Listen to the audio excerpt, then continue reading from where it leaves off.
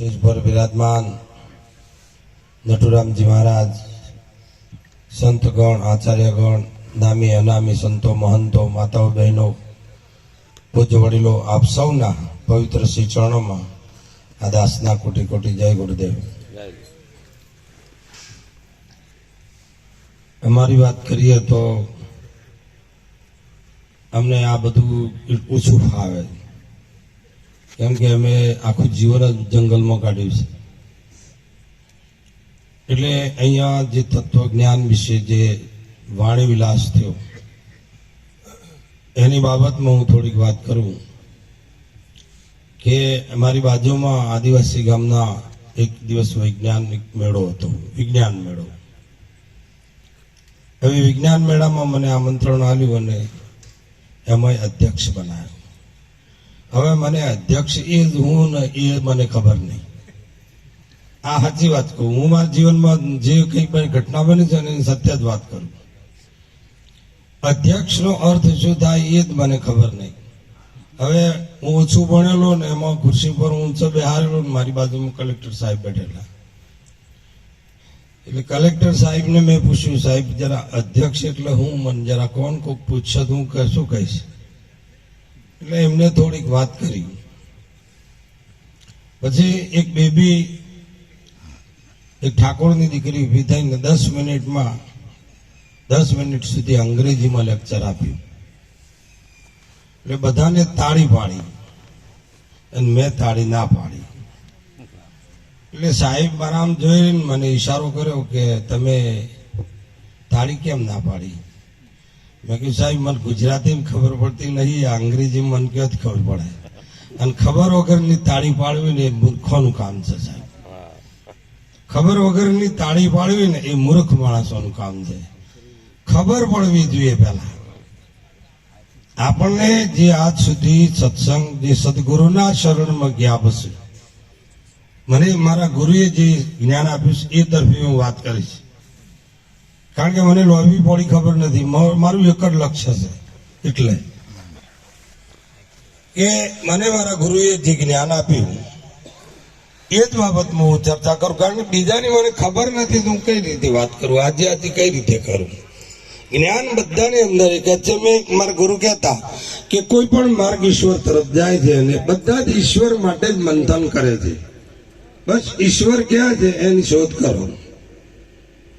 તો મને એવું ખ્યાલ આવ્યો મારા ગુરુના કહેવાથી કે અવલ વાણી અવલ કેળી અવલરો ઉપદેશ હાસ કહેતો જૂઠ મન એળો જગ સંસાર અવગુણ વાળા ઘણા દીઠા મુખે મેઢા અંતર જૂઠા વચનો ના એણા એ શિલા શેણ ના હોય કે અમારા। હવે જો ગુરુ મહારાજ હમણાં બાપુએ બહુ સુંદર વાત કરી કે 4 વરણ ભક્તિ ના કરી શકે। આ તો થાય બધાને સાંભળ્યું કે ના સાંભળ્યું? મને એમાં ખબર પડી, મને ગમી કે વાત સાચી છે કે 4 વરણ ઈશ્વરની ભક્તિ ના કરી શકે। તો તમે વરણને ભૂલ્યા છો ખરા? તમે વરણને ભૂલ્યા છો ખરા? ગુરુ મહારાજે તમને શું ઓળખાય? વરણ ઓળખાય કે ચેતન ઓળખાયો? બાપજીની વાત એકદમ સચોટ પાક્કી વાત છે, એમાં કોઈ સંશય નથી સાહેબ। આપણને વરણ ઓળખાય કે ઈશ્વર ઓળખાય ને વરણ કેટલાને મટી જાય। કારણ કે જ્યાં સુધી વરણમાં રહે ત્યાં સુધી ન અહંકાર રહે। કોઈ દિવસ આ દેહનો અભિમાન છોડવું હોય ને તો વરણમાંથી બહાર નીકળવું પડે, ચોમડામાંથી એને હંમેશા બહાર નીકળવું પડે। ચોમડું જોશો તો બધું દેખાશે અને ચોમડું નહીં દેખાય તો એમાં નહીં દેખાય। તો આને મટાડવા માટેનો અનુભવ શું? તો મારા ગુરુ એમ કહેતા કે આને મટાડવા માટે અભ્યાસની જરૂર છે, સતત અભ્યાસ। જો અભ્યાસ હશે તો જ આ મટશે, બાકી નહીં મટે। નહીં તો આપણને ગુરુદેવે પહેલા દિવસે ઈશારો કર્યો છે કે તું આ જગતનો માંથી કોઈ નથી, તું શુદ્ધ ચેતન છે। કીધું છે કે નથી કીધું? આપણને આપણું સ્વરૂપ ઓળખાયું છે, તો હવે શું ઓળખવા માટે આપણે મળ્યા છીએ? હવે આપણે બધા મળ્યા એ શું ઓળખવા માટે? ઓળખવાનું હતું એ એક જ દિવસમાં સદગુરુના સાનિધ્યમાં જ્યાં એ દિવસે કીધું જે એમને વાત કરવી તે કરીને શિષ્યને હોપડવાની હતી હોબળી લીધી. હવે આપણે શું હોબળવાનું છે? હવે શું વિચારવાનું છે? આપણે શુદ્ધ ચેતન છે. હમણાં બાપુ એક જગ્યાએ અમે ભજનમાં ગયા તો એક ભાઈએ સત્સંગ કર્યું, કયા પંથના હતા એ મને ખબર નથી. વડનગરમાં પ્રોગ્રામ હતું અને એ સંત એમ કહેતા હતા આ માથ લોબા કરીને કે તું જેની પૂજા કરે છે તારી એ જે માં છે એનો હું ધણી છું. કહેવાય તો બધા કહો કહેવાય. કયું જ્ઞાન હશે આ? કોને આપ્યું હશે આવું જ્ઞાન? હમણાં બાપુએ કીધું કે બધો આ ભેદ મટી જાય છે તો સદગુરુના સાનિધ્યમાં જ્યાં પછી દારૂડીઓ તો ભલે દારૂ પી ગયો છે પણ એમાં તમે શું જુઓ છો? ગુરુ મહારાજે તમને દ્રષ્ટિ કઈ આપી છે? દારૂ દેખાય છે કે ચેતન દેખાય છે? તમારું સ્વરૂપ દેખાય છે? શું દેખાય છે તમને? આપણે એ પારખ કરવાની છે કે આપણને આપણા ગુરુ મહારાજે જે વચનમાં ઉભા રાખ્યા છે તેઓ આપણે ઉભા છીએ કે નહીં.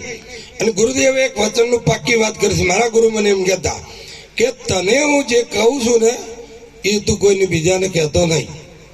તું તારા ઠેકોણે હરીને ઠેરાવજી, ઈશ્વર કહેજે. આવું મારા ગુરુ મને કહેતા કે તું હું ઈશ્વર છું, હું ઈશ્વર છું એવું ના કહેતો, પણ ઈશ્વરને તું જુદો રાખજે ખાલી કહેવા માટે.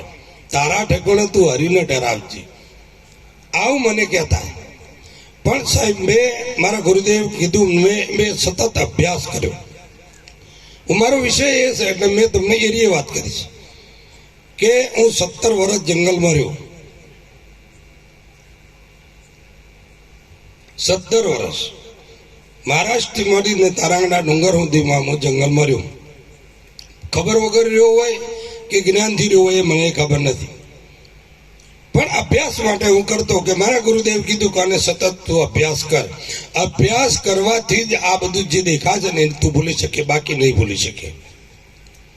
આપણને જો ઘેર જઈને પાછી વરણ ઊભી થતી હોય તો બાપુએ હમણાં જ ના પાડી કે 4 વરણ ભક્તિ નહીં કરી શકે.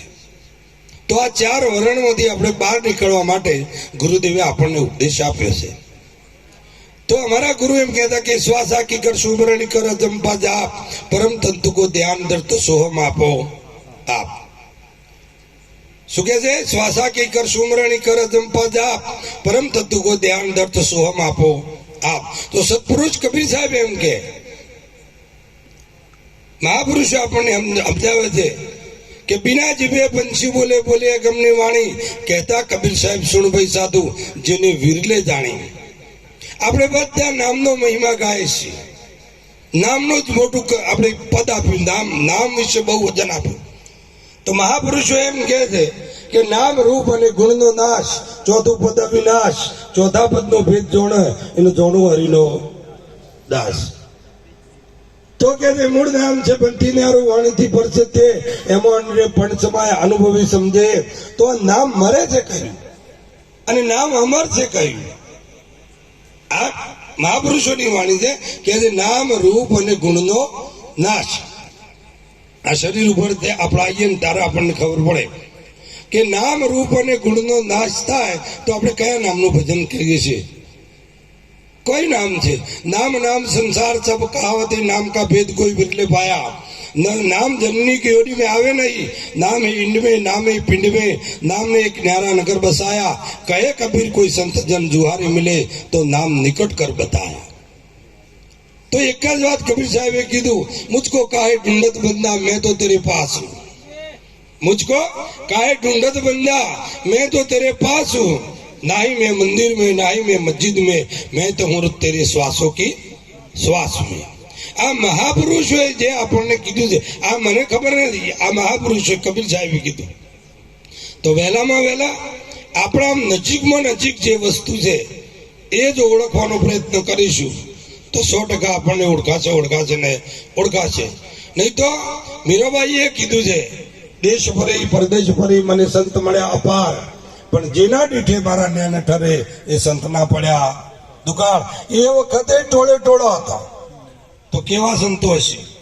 એક દિવસ સત્પુરુષ કબીર સાહેબે વિચાર કર્યો કે આ લાખોની મેદનીમાં મારી પાછળ જે આટલા બધા સંતો મહંતો ફરે છે, આમાં કચરો કેટલો છે જોવું પડશે, હાથા કેટલા છે ને એ જોવું પડશે, અને દળનું કરવું પડશે, કોકરા વેણવા પડશે.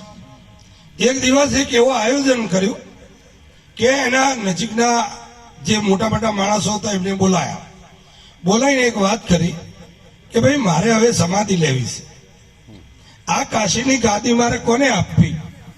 એટલે એમને કીધું કે પેલા માણસો આવ્યા કે એમને કીધું કે ભાઈ કાશીની ગાદી તમને યોગ્ય લાગે અને જ્ઞાનની પારખ કરો, અને પારખ કરતો જે અધિકારી તમને લાગે એને તમે ગાદી આપો. તો કે શું કરશું એના માટે? કે મેળાવડો. તો એક દિવસ મેળાવડો કર્યો, બહુ સુંદર આયોજન કર્યું. મેળાવડો રાખી બધા સંતોને આમંત્રણ આપીને એક જાહેર વાત કરી કે ભાઈ સાહેબ સમાધિ લે છે અને હવે આ કાશીની ગાદી આલવાની છે, જે યોગ્ય હશે એને આપવામાં આવશે. તો કબીર સાહેબે આ પ્રચાર કરી દીધો, સાહેબ ચિઠ્ઠી લખીને આમંત્રણ આપી દીધો બધાને કે ભાઈ આપણે મા મહિનાની પૂનમના દિવસે આ મેળાવડો કરવાનો છે, અધિકારીને અધિકાર આપવો છે. બધા તૈયાર થઈને આવે એના પહેલા સાહેબે એક જુક્તિ કરી. એક ગણિકાના ઘેર એક વિશ્યાના ઘેર ગયા. વિશ્યાને જઈને કીધું કે માં મારું કીધું કરીને હું તને મોક્ષ આપીશ. સંત છે ને એક ઝાટકે કર્મ કાપી નાખે છે. સંત એક જ ઝાટકે બધા કર્મને કાપી નાખે છે મિત્રો. તો એને કીધું કે બા તું મારું કીધું કરે ને તો હું તને મોક્ષ આપીશ. તો શું કહેવું છે બાપુ? કે મારે અહીંયા મેળાવડો છે મા મહિનાની પૂનમના દિવસે, સંતો આવવાના છે, અને જ્યારે હું સત્સંગ બરાબર બ્રહ્મ તત્વનું સત્સંગ કરતો હોય એ વખત તારે ઊભું થવાનું, અને તારે મને એમ કહેવાનું કે રોજ તમે મારા ત્યાં આવતા એના પૈસા બાકી છે ને આપી દો. એટલે એને કીધું કે બાપુ આ તો તમે આ મહેલામાં કોઈ દિવસ આવ્યા નહીં, અને તમે આવી કે આ મારી જીભાડે આવું ખોટું શું કરો બોલાવડાવો? મેં તને કીધું ને તું મારું કીધું કરે તો હું તને મોક્ષ આપીશ. આ ના કરીને તૈયાર કરી, એ રીતે દારૂડિયાને તૈયાર કર્યો, એ રીતે કસાઈને તૈયાર કર્યો.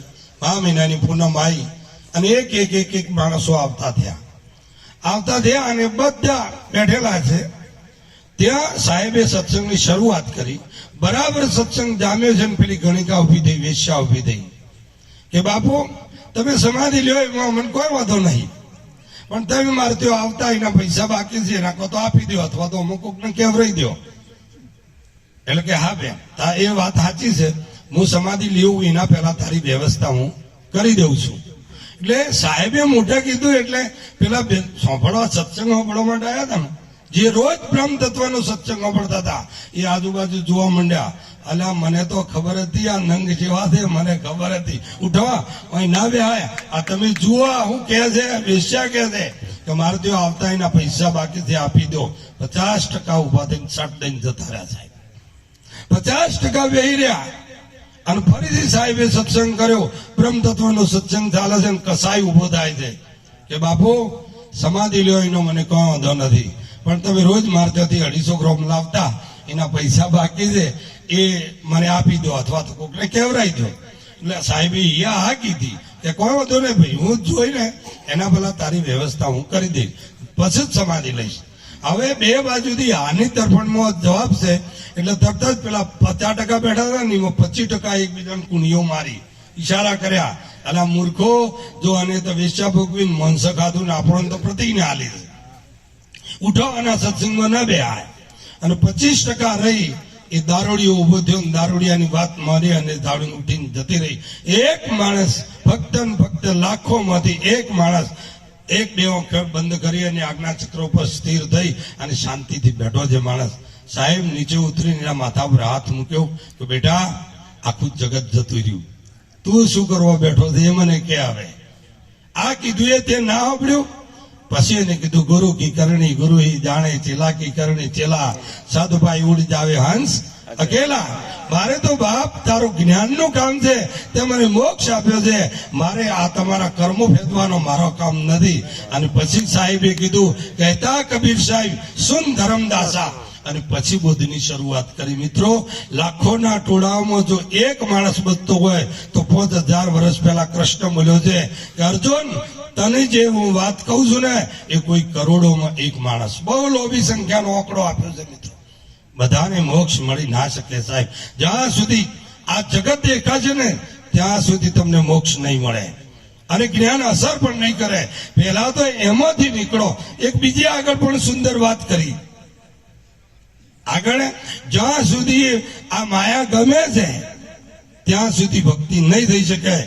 માયા મીઠી લાગે ને ત્યાં સુધી ભક્તિ નહીં કરી શકે. અને જે દિવસે સંસાર ખારો લાગશે ને એ દિવસે તમારી ભક્તિની શરૂઆત થાય. બહુ સુંદર વાત કરી બાપુએ. આમાંથી કેટલાને જચે છે એ વાત કરો, કેટલાને ઉતરે છે જીવનમાં.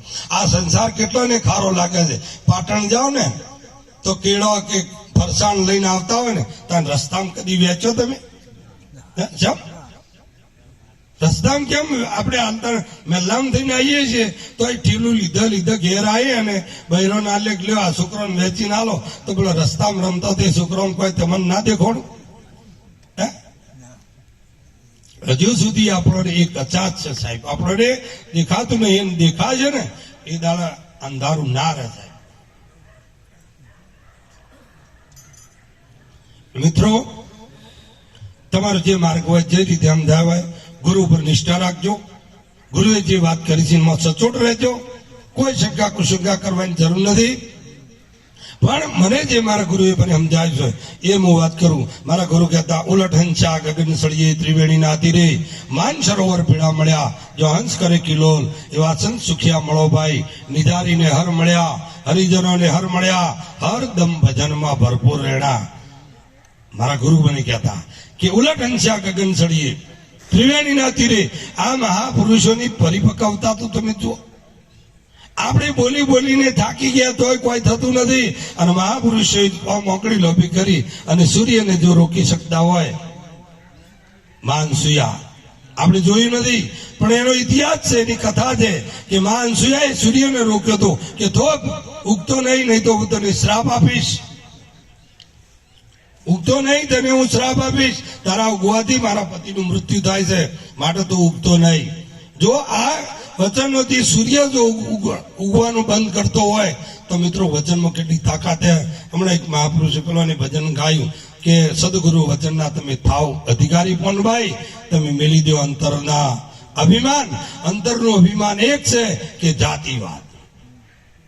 આ જાતિવાદ રહ્યો ને એ જ રાફડો છે સાહેબ. એ નાક છે એ તમને ભરણ કરાડશે. એક દિવસ તમને મોક્ષથી દૂર લઈ જશે સાહેબ. એક વખત એમાંથી બહાર નીકળવાની જરૂર છે.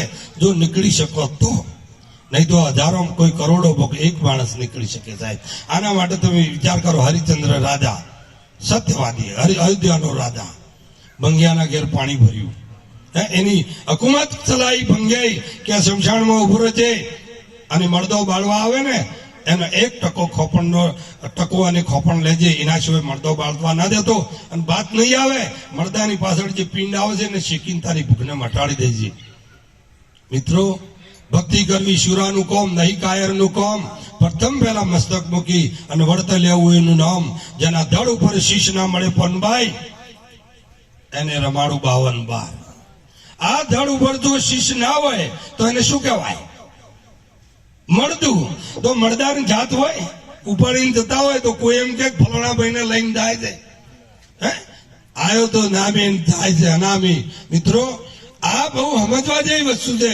જેમ આપણને આપણા ગુરુ મહારાજે મસ્તક મુકાયું તું તારું તન મન ધન શીશ મને સમર્પણ કર તો હું તને જ્ઞાનનો ઉપદેશ કરું. તો આપણે તન આપ્યું, મન આપ્યું, ધન આપ્યું અને ચોથું શીશ આપ્યું. તો શીશ જાય એના પછી જાતિ રહે મને કહો તો રહેતી નહીં. તો વળીને પાછી આવી ગયો હતી. અમારા બારોનો ગોળ, અમારા ક્ષત્રિયોનો ગોળ, અમારા ચાલીઓનો ગોળ, આ વળીને પાછા ગોળમાં આયા બીજા જાય. આ બધા કહેવાનો મતલબ છોડી દઈને ઘર છોડીને ગોળ છોડીને બીજે શું દવા નહીં. ગમે તેટલું જ્ઞાન થાય ને તો એ માણસ પોતાનો સમાજ તો યાદ રાખે છે અને સમાજને જ આપણે છે. એટલે મારે એમ કહેવું કે આપણે ગમે તેટલું જ્ઞાન થાય તો ઋષિઓની પરંપરાને તમે ના તોડો. ઋષિઓએ જે પરંપરા બનાવી છે ને એ દુનિયાના કલ્યાણ માટે બનાવી છે. એમાંથી જ્ઞાન થાય છે કે નહીં થતું, મોક્ષ મળે છે કે નહીં મળતું, એ વાત આખી અલગ વસ્તુ છે મિત્રો. પણ ઋષિઓની જે ધારા છે ને, ઋષિઓની જે પરંપરા છે એ નિંદાના લાયક નહીં.